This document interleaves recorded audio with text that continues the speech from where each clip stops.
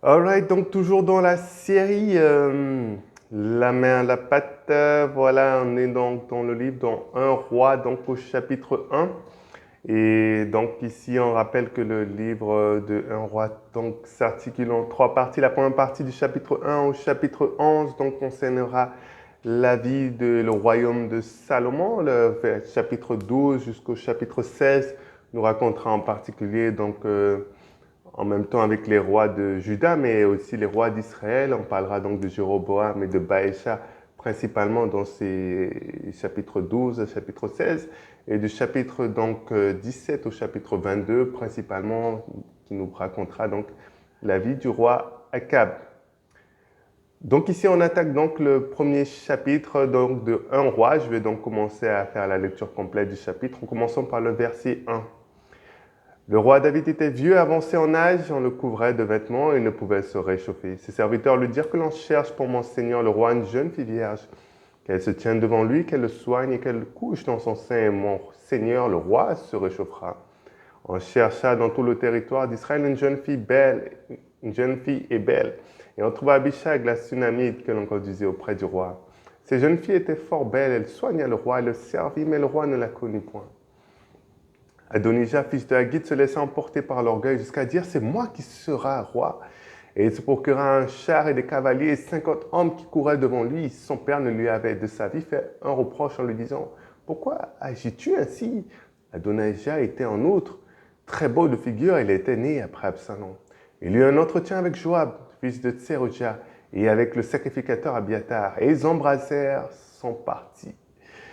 Mais le sacrificateur Tsadok Benaya, fils de Jéhojada, Nathan le prophète Shimei, Rei et les vaillants hommes de David ne furent point avec Adonijah. Adonijah tua des brebis, des bœufs et des veaux gras près de la pierre de Zoélet, qui est à côté d'En Rogel. Et il invita tous ses frères, fils du roi, et tous les hommes de Juda au service du roi. Mais il n'invita point Nathan le prophète, ni Benaya, ni les vaillants hommes, ni Salomon, son frère.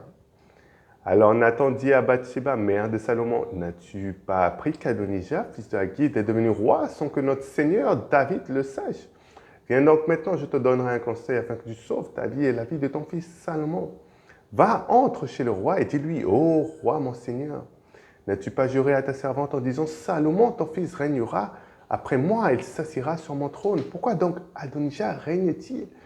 Et voici pendant que tu parleras, là, avec le roi, j'entrerai moi-même après toi et je compléterai tes paroles. Bathsheba se rendit dans la chambre du roi. Il était très vieux et Abishag, la Sunamite, le servait. Bathsheba s'inclina et se prosterna devant le roi et le roi lui dit, « Qu'as-tu » Elle lui répondit, « Mon Seigneur, tu as juré à ta servante par l'Éternel ton Dieu, en disant, Salomon, ton fils, régnera après moi et s'assiera sur mon trône. Et maintenant, voici Adonijah règne et tu ne le sais pas, ô roi, mon Seigneur. Il a tué des bœufs, des veaux gras, des brebis en quantité, et il a invité tous les fils du roi, le sacrificateur Abiatar et Joab, chef de l'armée, mais il n'a point invité Salomon, ton serviteur. Ô roi, mon Seigneur, tout Israël a les yeux sur toi, pour que tu lui fasses connaître qui s'assiera sur le trône du roi, mon Seigneur, après lui.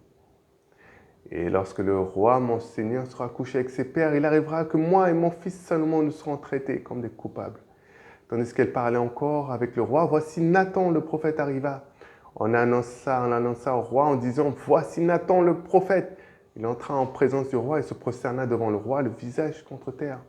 Et Nathan dit au roi, mon Seigneur, c'est donc toi qui as dit, Adonijah régnera après moi et s'assiera sur mon trône, car il est descendu aujourd'hui, il a tué des bœufs, des veaux gras et des brebis en quantité. Et il a invité tous les fils du roi, les chefs de l'armée, le sacrificateur Abiatar.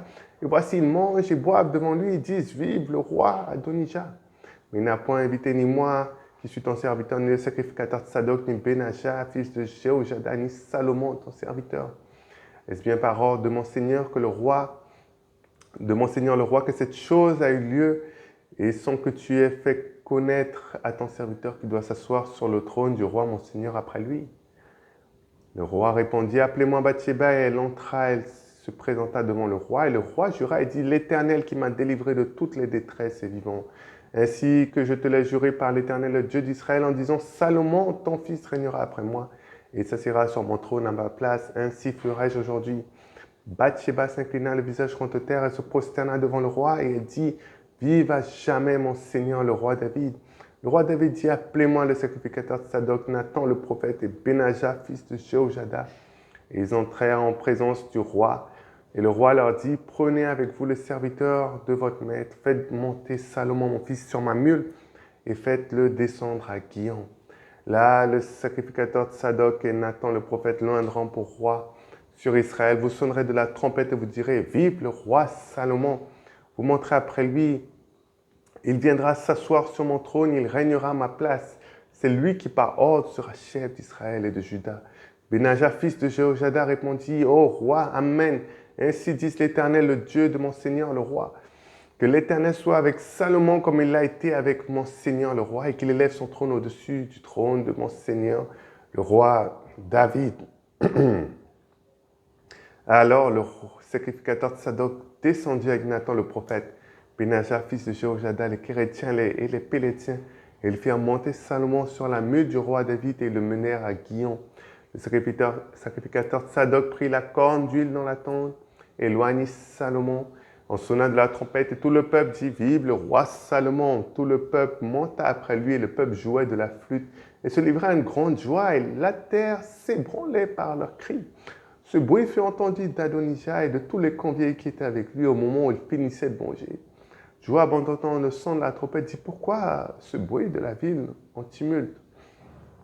Il parlait encore lorsque Jonathan, fils du sacrificateur Abiatar, arriva et Adonijah dit, approche car tu es un vaillant homme et tu apportes de bonnes nouvelles. Oui, répondit Jonathan à Adonijah, notre Seigneur le roi David a fait Salomon roi. Il a envoyé avec lui le sacrificateur Sadoc, Nathan le prophète, Benaja, fils de Jéhojada, les Kérétiens et les Pélétiens, et l'ont fait monter sur la mule du roi. Le sacrificateur Sadoc et Nathan le prophète l'ont oint pour roi à Guillon. De là, ils sont remontés en se livrant à la joie et la ville a été émue. C'est là le bruit que vous avez entendu. Salomon s'est même assis sur le trône royal. Les serviteurs du roi sont venus pour bénir notre Seigneur, le roi David, en disant que ton Dieu rende le nom de Salomon plus célèbre que ton nom et qu'il élève son trône au-dessus de ton nom. Et le roi s'est prosterné sur son lit. Voici encore ce qu'a dit le roi. Béni soit l'Éternel, le Dieu d'Israël, qui m'a donné aujourd'hui un successeur sur mon trône et qui m'a permis de le voir. Tous les conviés d'Adonijah furent saisis d'épouvante. Ils se levèrent et s'en allèrent chacun de son côté. Adonijah eut peur de Salomon et se leva aussi, s'en alla et saisit les cornes de l'autel. On vint dire à Salomon, voici Adonijah a peur du roi Salomon. Il a saisi les cornes de l'autel en disant que le roi Salomon me jure aujourd'hui qu'il ne me fera point mourir son serviteur par l'épée. Salomon dit, s'il se montre un honnête homme, il ne tombera pas à terre un de ses cheveux, mais s'il trouve en lui de la méchanceté, il mourra. Et le roi Salomon envoya des gens qui le firent descendre de l'autel.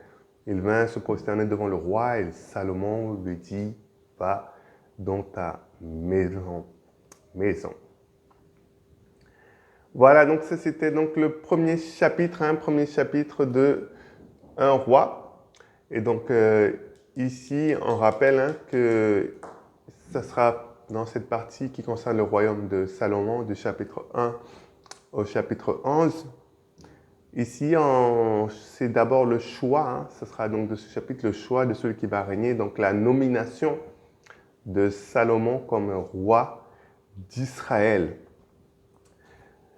Et donc ici, on verra que voilà, David donc, est vieux, il est prêt de mourir et il prend du temps pour choisir, pour dire qu'il va régner après lui.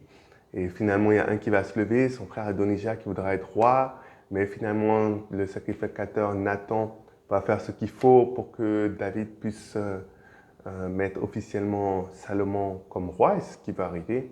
Et donc Adonijah après va fuir, ses amis vont l'abandonner, et après on dira donc à Adonijah que ce n'est pas la peine d'avoir peur, et que Salomon est prêt à le recevoir, et il va se présenter à la fin devant Salomon qui lui dira, voilà, tu ne vas pas mourir, et rentre chez toi. Voilà. Ça, c'était un peu quelques notions qu'on peut tirer quand même de ce chapitre. La première chose qu'on peut voir, c'est donc qu'à cause du pouvoir, les gens vont se détruire. Ils vont se détruire les uns entre eux. Ici, on ne le voit pas beaucoup, mais on le voit beaucoup plus dans l'histoire qui précède. Tout ça, comme à cause du pouvoir qui est associé au fait d'être roi. Donc les frères vont se lever, d'autres vont se lever par orgueil ici, ça va être écrit, pour être ce roi, pour pouvoir dominer. Et à la fin, souvent, qu'est-ce qui va se passer? Il y aura donc des guerres entre les gens vont se tuer entre eux. Et d'ailleurs, ce qui va arriver plus tard avec Adonijah, il va mourir à la fin, malheureusement. Mais ils vont se tuer, ils vont faire plein de choses juste pour le pouvoir et les hommes se détruisent à cause de cela. Et c'est important pour nous également de ne pas chercher à, à s'exalter nous-mêmes et à chercher à détruire les gens parce qu'on veut le pouvoir. C'est là que Satan nous utilise, l'ennemi nous utilise pour faire ce qu'il lui veut.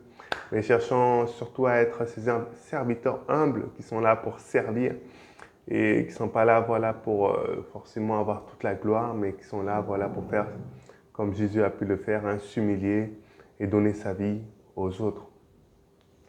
Un autre point qui arrive ici également, c'est que par rapport à la réaction de David, c'était un grand homme, mais on peut voir en tant que père qu'il a eu beaucoup de difficultés lorsque Adonijah s'exalte, se lève pour devenir ce roi d'Israël alors que ce n'était pas censé être lui.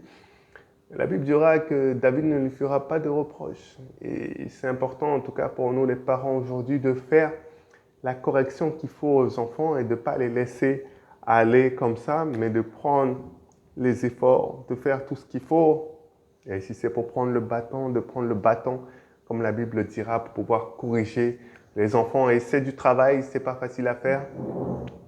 Mais la Bible dira qu'après, les enfants sont une récompense pour nous et que que ça nous apportera la paix, ça nous apportera la joie. Et c'est important, donc de faire tout ce travail-là avec les enfants, ne pas les laisser comme cela forcément.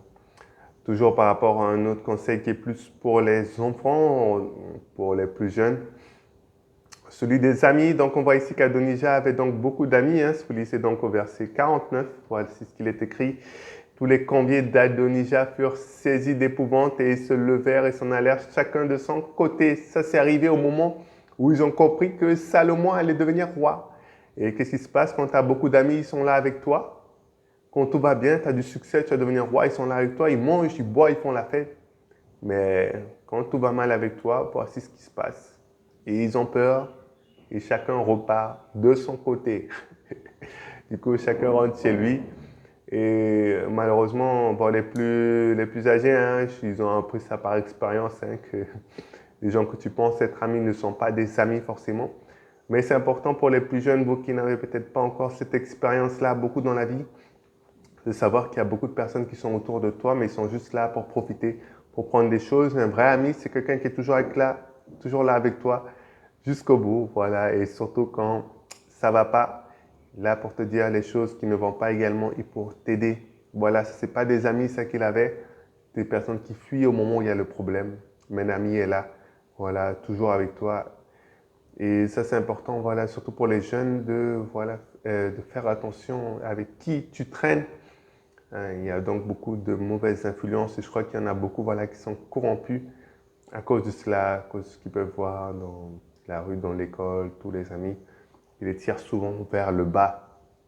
Mieux vaut être seul, mieux vaut être avec Jésus que d'avoir plein d'amis, d'être entouré de plein d'amis qui te poussent vers le bas et vers la destruction, vers le mauvais chemin. Donc c'était ça pour le chapitre 1 de Un roi. Où c'était donc la nomination officielle de Salomon comme roi d'Israël.